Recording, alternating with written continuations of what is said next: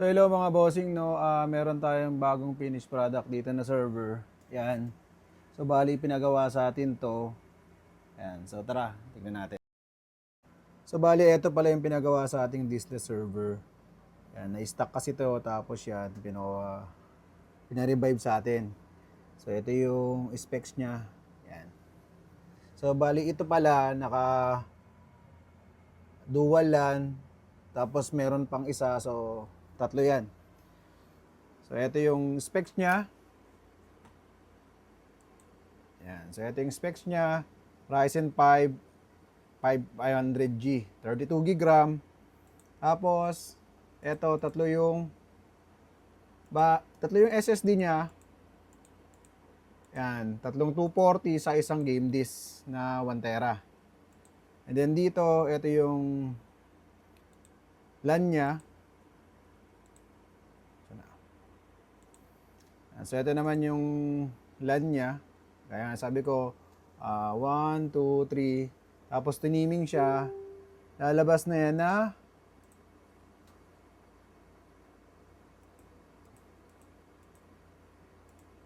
3 gig. Yan o. Yan. So bali sa hindi pa nakakaalam, paano pag-teaming, pakita ko yung diagram niyan. So bali dito sa switch,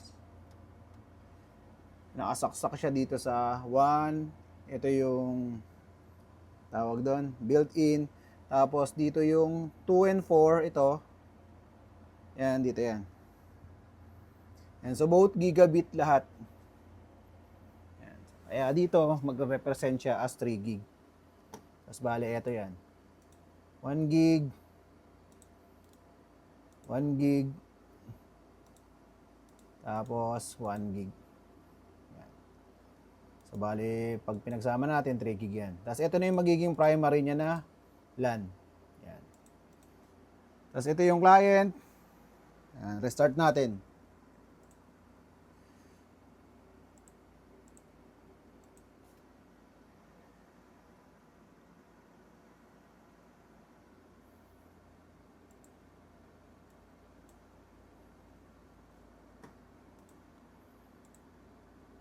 Dito natin siya i-reboot.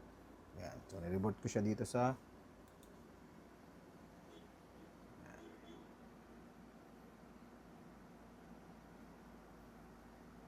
So, ang specs ng demo client ko dito is Ryzen 7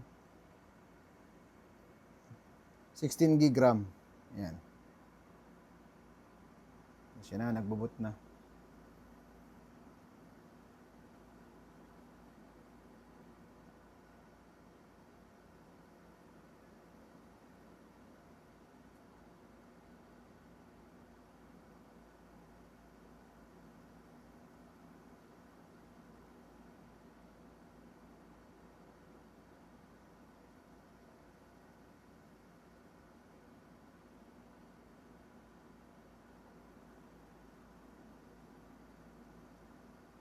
Yan.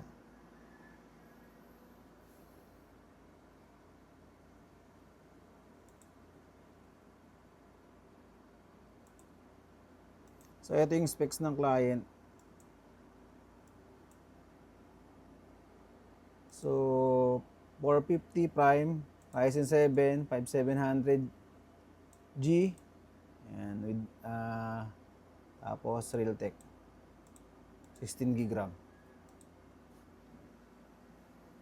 Test natin.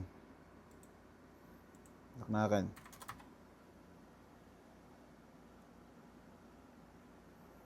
Yan.